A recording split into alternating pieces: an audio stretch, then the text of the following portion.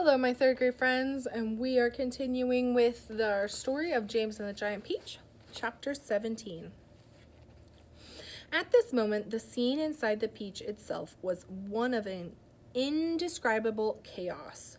James Henry Trotter was lying bruised and battered on the floor of the room amongst a tangled mass of centipede and earthworm and spider and ladybug and glowworm and old green grasshopper. In the whole history of the world, no travelers had ever had a more terrible journey than these unfortunate creatures. It had started out well, with much laughing and shouting, and for the first few seconds, as the peach began to roll slowly forward, nobody had minded being tumbled about a little bit. But when it went bump, and the centipede had shouted, "That was Aunt Sponge," and then bump again, and that was Aunt Spiker, there had been a tremendous burst of cheering all around. But as soon as the peach rolled out of the garden and began to go down the steep hill, rushing and plunging and bounding madly downward, then the whole thing became a nightmare. James found himself being flung up against the ceiling, then back onto the floor, then sideways against the wall, and then up onto the ceiling again, and up and down, and back and forth, and around and round, and at the same time all the other creatures were flying through the air in every direction, and so were the chairs and the sofa, not to mention the 42 boots belonging to the centipede. Everything and all of them were being rattled around like peas in an enormous rattle that was being rattled by a mad giant who refused to stop. To make it worse, something went wrong with the glowworm's lighting system, and the room was in pitchy darkness. There were screams and yells and curses and cries of pain, and everything kept going around, and once James made a frantic grab at some thick bars sticking out from the wall, only to find out that they were a couple of the centipede's legs. "Let go, you idiot!" shouted the centipede, kicking himself free. And James was promptly flung across the room into the old green grasshopper's horny lap. Twice he got tangled up in Miss Spider's legs, a horrid business, and toward the end, the poor earthworm, who was cracking himself like a whip every time he flew through the air from one side of the room to the other, coiled himself around James's body in a panic and refused to unwind. Oh, it was a frantic and terrible trip. But it was all over now, and the room was suddenly very quiet, still and quiet. Everyone was beginning slowly and painfully to disentangle himself from everybody else. "Let's have some light," shouted the centipede. "Yes," they cried, "light, give us some light." "I'm trying," answered the poor glowworm. "I'm doing my best. Please be patient." They all waited in silence. Then a faint greenish light began to glimmer out of the glowworm's tail, and this gradually became stronger and stronger until it was anyway enough to see by. "Some great journey," the centipede said, limping across the room. "I shall never be the same," again murmured the earthworm. "Nor I," the ladybug said. "It's taken years off my life." "But, my dear friends," cried the old green grasshopper, trying to be cheerful, "we are there." "Where?" they asked. Where is there?" "I don't know," the old green grasshopper said, "but I bet it's somewhere good."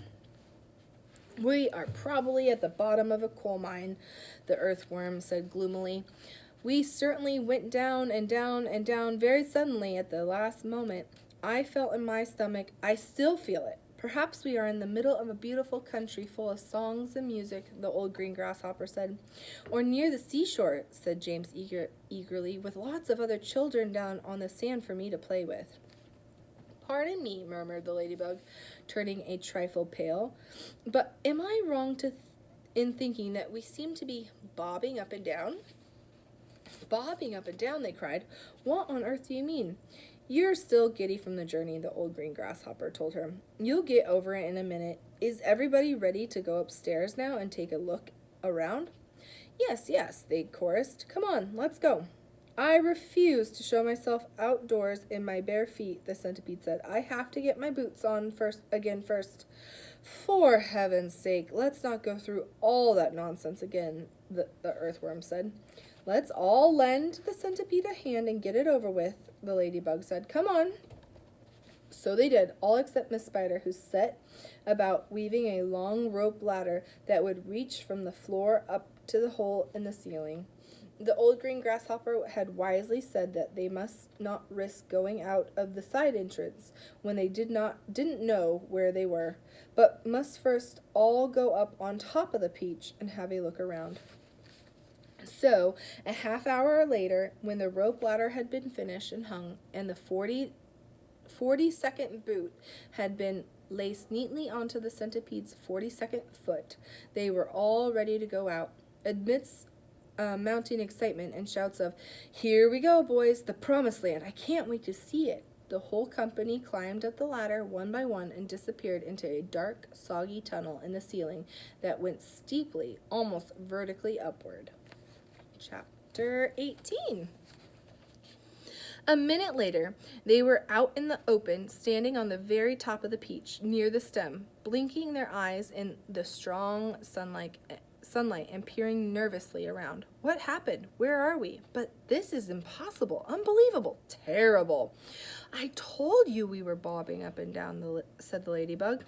We're in the middle of the sea, cried James, and indeed they were. A strong current and a high wind had carried the peach so quickly away from the shore that already the land was out of sight.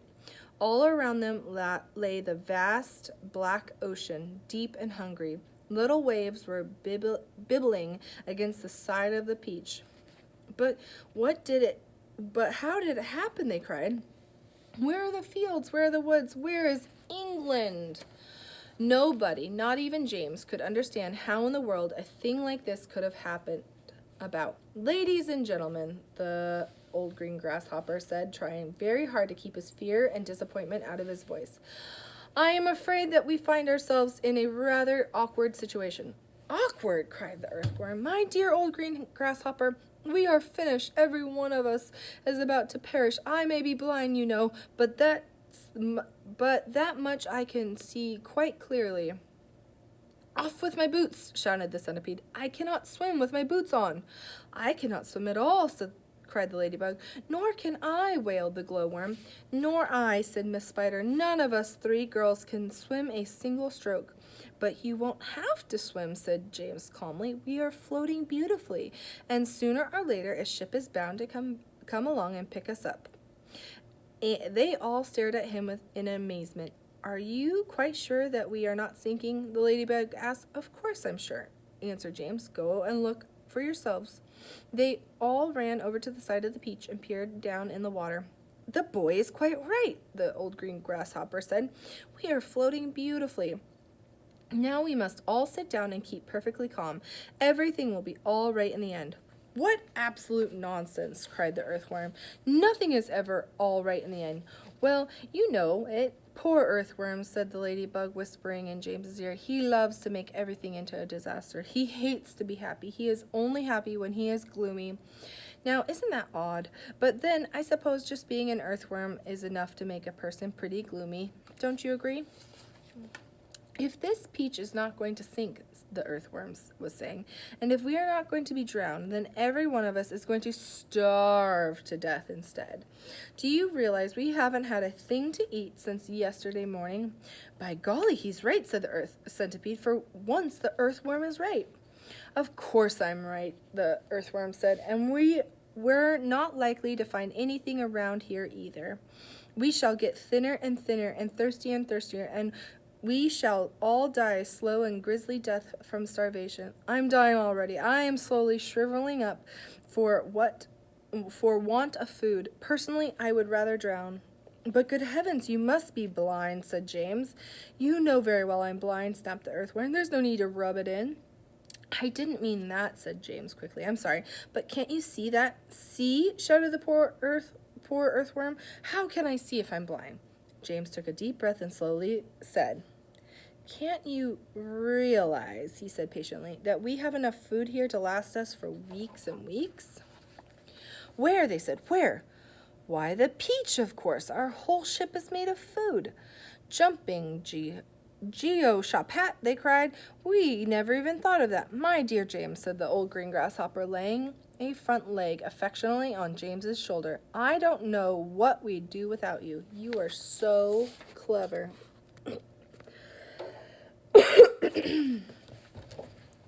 Ladies and gentlemen, we are saved again. We are most certainly not, said the earthworm. You must be crazy. You can't eat the ship. It's the only thing that's keeping us up. We shall starve if we don't, said the centipede, and we shall drown if we do, cried the earthworm. Oh dear, said the old green grasshopper. Now we're worse off than before. Couldn't we just eat a little bit of it? Asked Miss Spider. I'm so dreadfully hungry. You can eat all you want, James answered. It would take us weeks and weeks to make any sort of dent in this enormous peach. Surely you can see that. Good heavens, he's right again, cried the old green grasshopper, clapping his hands. It would take weeks and weeks. Of course it would. But let's not go making a lot of holes all over the deck. I think we better simply scoop it out of the tunnel over here. The one that we've just come up. An excellent idea, said the ladybug. What are you looking so worried about, earthworm? The centipede asked. What's the problem? The problem is, the earthworm said, the problem is that there's no problem. Everyone burst out laughing. Cheer up, earthworm, they said. Come and eat. And they all went over to the tunnel entrance and began scooping out great chunks of juicy golden-colored peach flesh. Oh, marvelous, said the centipede, stuffing it into his mouth. Delicious, said the old green grasshopper. Just fabulous, said the glowworm. Oh, my, said the ladybug primly. What a heavenly taste. She looked up at James, and she smiled, and James smiled back at her. They sat down on the deck together, both of them chewing away happily. You know, James, the ladybug said, up until this moment, I have never in my life tasted anything except those tiny little green flies that live on rose bushes. They have a perfectly delightful flavor, but this peach is even better. Isn't it glorious, Miss Spider said, coming over to join them.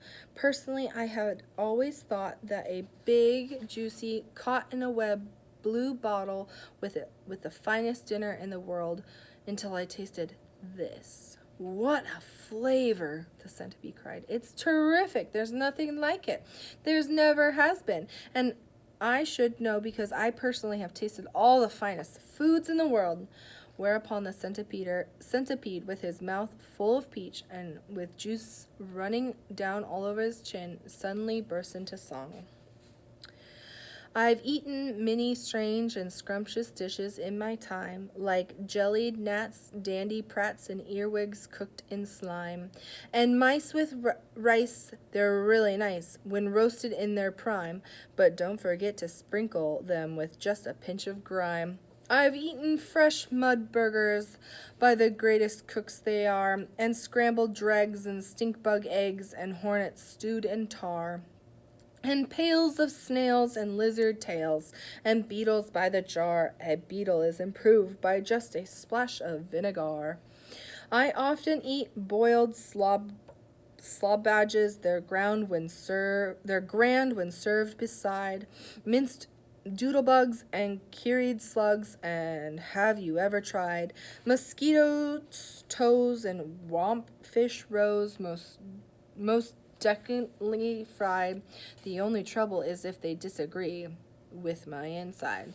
I'm mad for crisp wasp stings on a piece of buttered toast, and pickled spines of porcupines, and then a gorgeous roast of dragon's flesh, well hung, not fresh. It costs $1 at most, and comes to you in barrels if you order it by post. I crave the tasty tentacles of octopi for tea. I like hot dogs, I love hot frogs, and surely you'll agree. A plate of soil with engine oils, a super recipe. I hardly need to mention that it's practically free. For dinner on my birthday, shall I tell you what I choose? Hot noodles made from poodles on a slice of garden hose, and a rather smelly jelly made of armadillo toes. The jelly is delicious, but you'll have to hold your nose. Now come on, now comes, the centipede declared, the burden of my speech. These foods are rare beyond compare, some right out of reach.